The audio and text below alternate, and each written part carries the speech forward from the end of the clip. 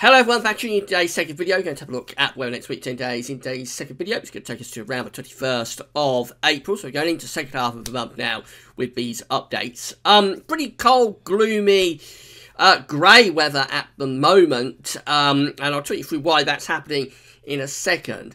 But the weather will be improving over the weekend and into next week as well. So high pressure is going to start to dominate the weather, and particularly next week, we're going to get a spell of almost summer-like weather, with temperatures lifting at least into the low 20 Celsius and possibly going even higher than that.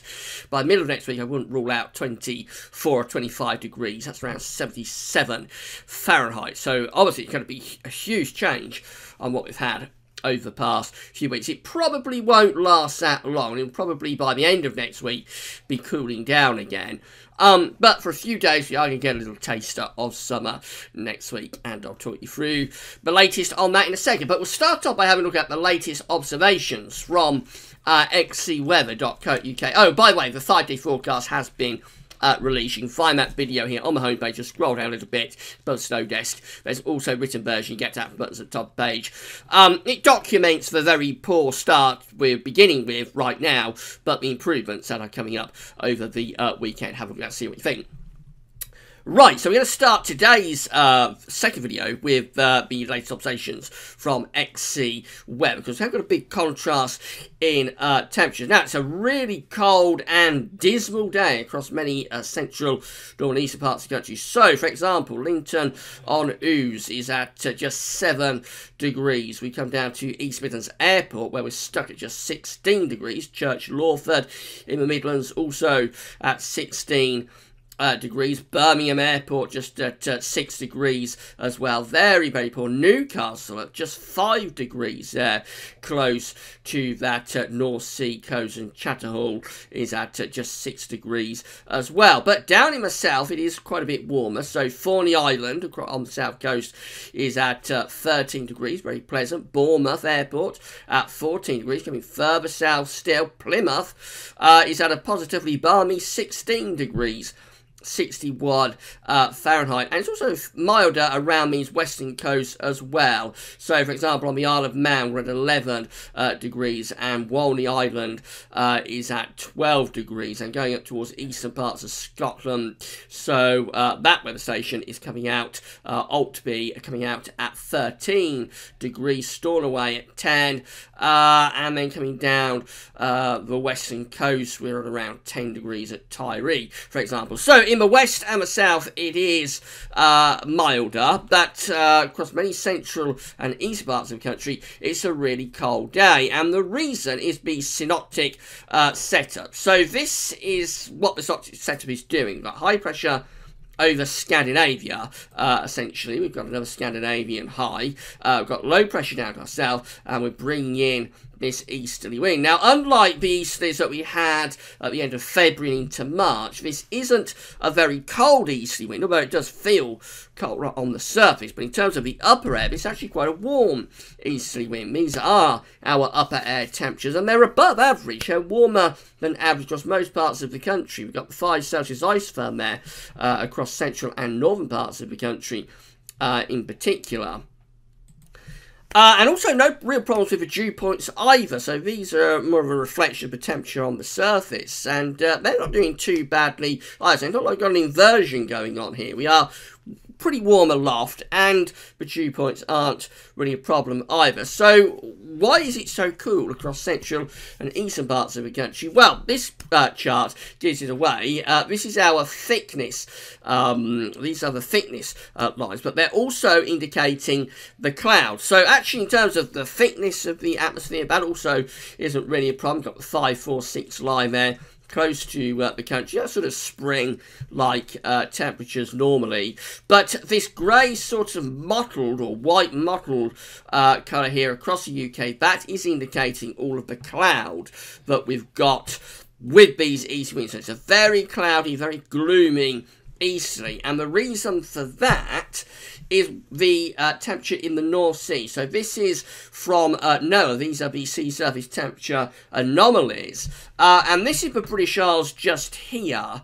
So that's the UK and Ireland just there. You see all of this blue that's around the UK, and particularly so in the North Sea, in this area just here. These are colder than average sea surface temperature anomalies. They're a leftover legacy of the cold end to winter that we had, and the easterly winds and the beasts from the east. It's left over from all of that, and so we've got cold temperatures in the North Sea, colder than average. It's normally at its coldest point of the year anyway, the North Sea around now, but it is substantially colder than it would normally be, and we're bringing this wind over the North Sea, and so with these warm upper air temperatures that we've got in the upper part of the atmosphere, or warmer than average upper air temperatures in the atmosphere, with those warm upper air temperatures overrunning these cold sea surface temperature anomalies, sea surface temperatures,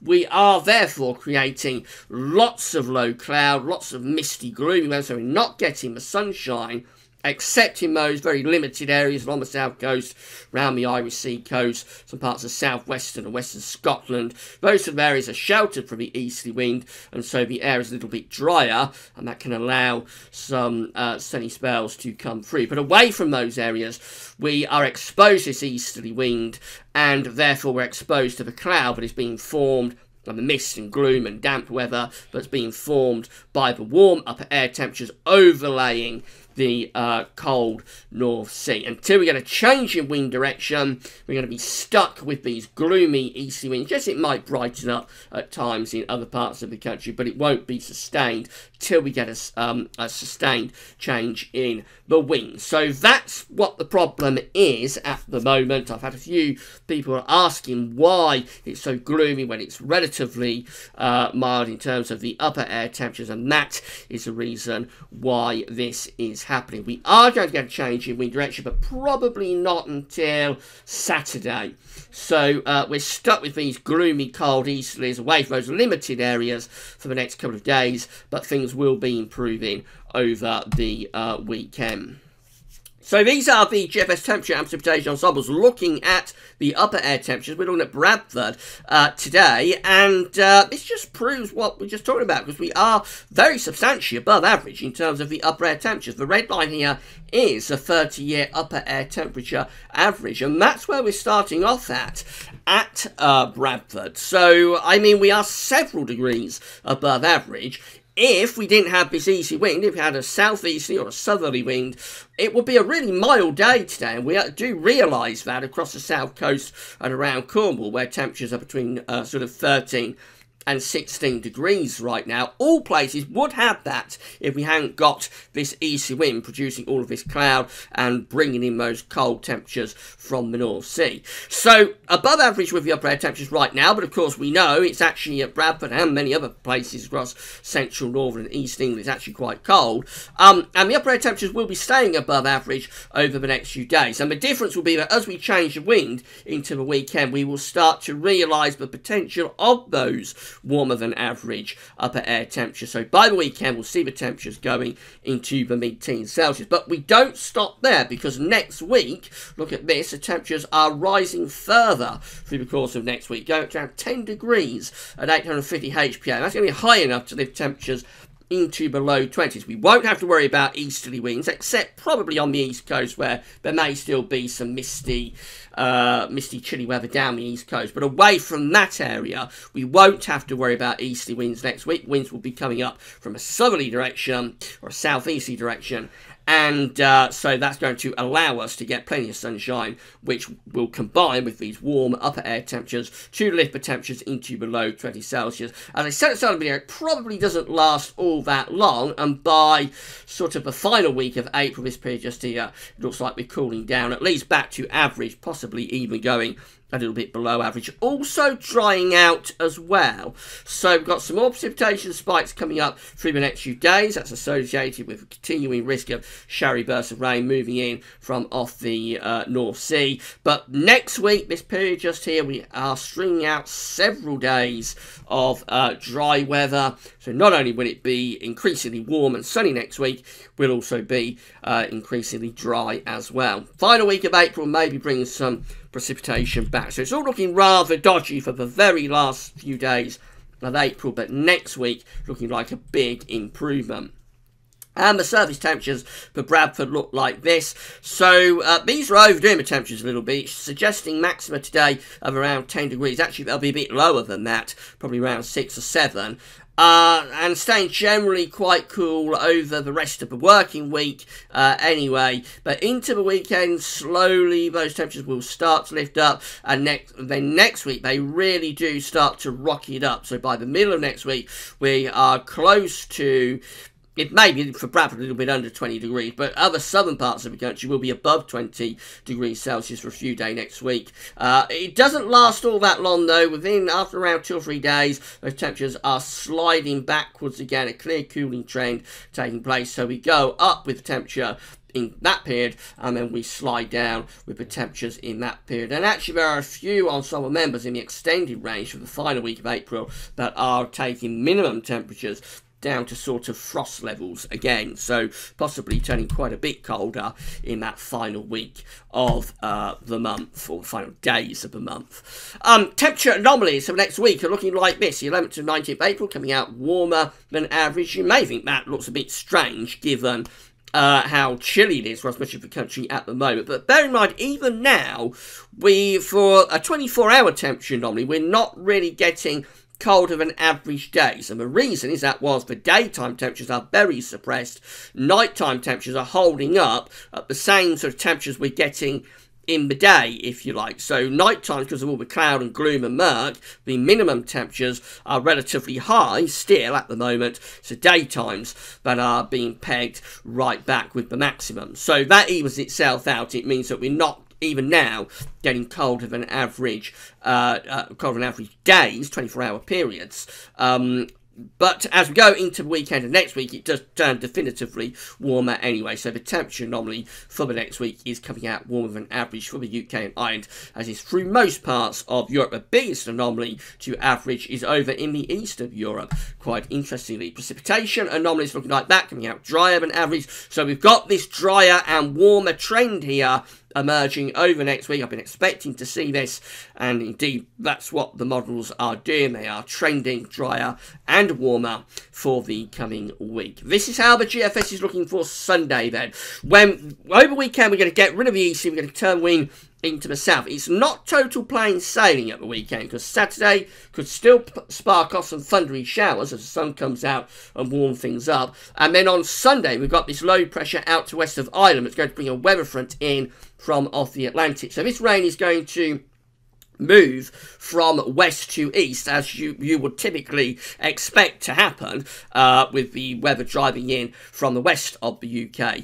At the moment, all the weather is coming in from the east, so it depicts that we are completely changing the weather pattern at weekend. It's not plain sailing. There will still be some rain around, but this is a much warmer flow because the wind is from the west, is from the south to the southwest as well. We cover all of this in the 5-day forecast. This is how things are looking on Monday. Low pressure is out to the west of Ireland, so still rather changeable, especially for the north and west, but pressure is beginning to rise to our south and east, and by Tuesday, look at that, high pressure is taking over. So this low pressure in the middle of the Atlantic is stalling. We're bringing up this southerly flow between the high pressure to the east and the low pressure to the west, and then through next week that high pressure increasingly taking over. So we're bringing in light southerly southeasterly winds, which will have lots of sunshine associated with them. The high pressure is more or less over Scandinavia still, you'll notice, but it is a much drier air mass that we're bringing in from kind of like a southerly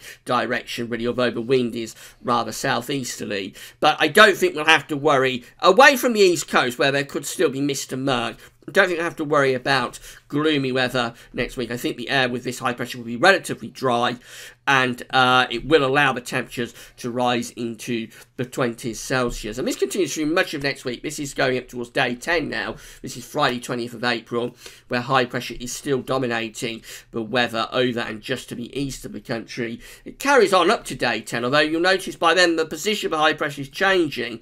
Is becoming more centred around here. So hints of retrogression, taking the high pressure from east to west and sending it up to there, which would very quickly start to pull down much cooler or even colder air from a northerly or northeasterly direction. That's what happens in the extended range of the GFS, where the high pressure just centres up to the north-northwest. So we pull in much cooler air then from the north. Is how the upper air temperatures are looking a lot cooler by the time we're going into the final week of April. So for a few days we get this little burst of early summer, but not sustained. This is how the temperature forecast is looking from the GFS model. So starting today, so it is picking up on those warmer temperatures down around the south coast, with temperatures into the low teens Celsius. It's actually warmer than that in one or two places. But through most of the country, it is picking up on the cold temperatures, particularly eastern and northern Britain, where temperatures are staying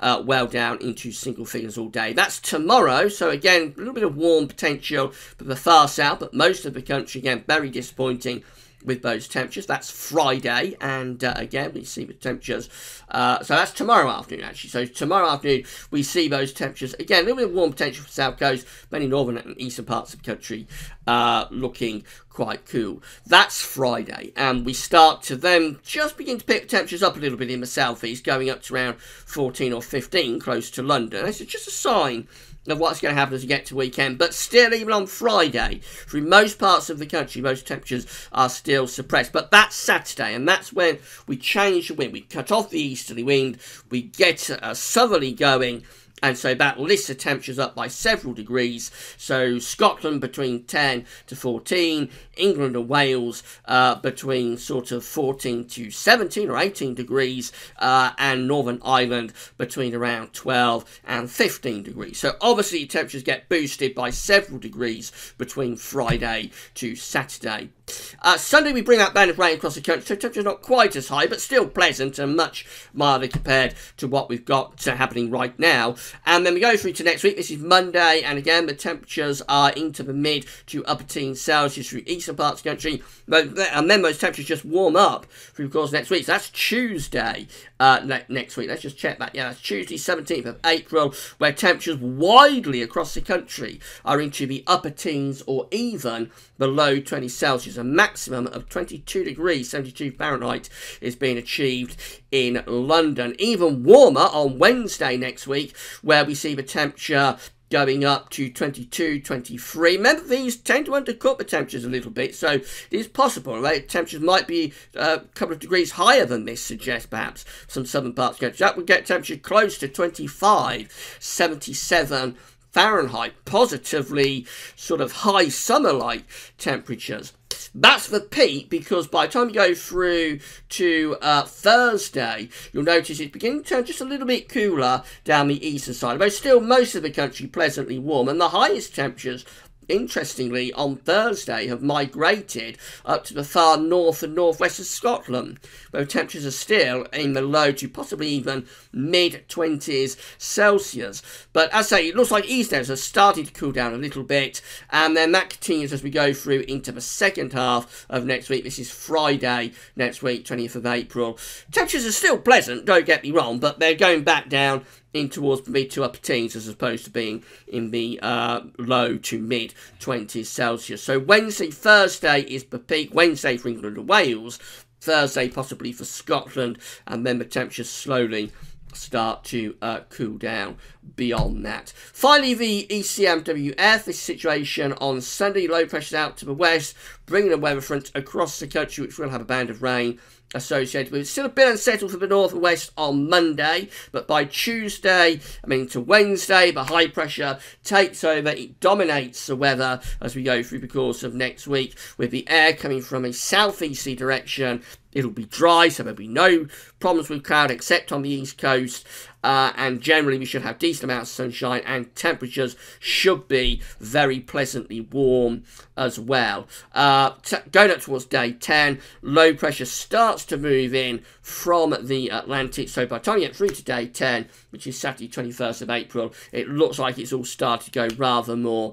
unsettled, maybe in a little bit of a hint of a thundery type breakdown there around days 9 to 10. Still quite warm even then across eastern parts of the country, but certainly lowering the temperatures and starting to turn rather unsettled as well. So it's still on course for a significant warm-up next week. But it's going to start to get milder, actually, in the next few days. But we've got a couple more days. The rest of today, Thursday, and for much of the country, Friday, we're still stuck with these easy winds and the gloomy cold weather. But by Saturday, we will see the temperatures boosted by several degrees. That continues through the weekend. And then next week is when we build up that high pressure and we get our first burst of summer type or summer-like weather through the course of next week. It probably only lasts a couple of days, 2 or 3 days, and then we see the temperatures beginning to lower as we go through into the final week of the month, and probably getting more unsettled again as well. That's all quite speculative. I think it is still a little bit open to question what is happening for this final week of April. But anyway, if you're waiting for some sunshine and some warmth, it is on its way. But we've got 2 or 3 more days of gloomy cold weather before we get to it. Right, don't forget to check out the 5-day forecast if you haven't yet done so. But that's all for now, and thanks for watching.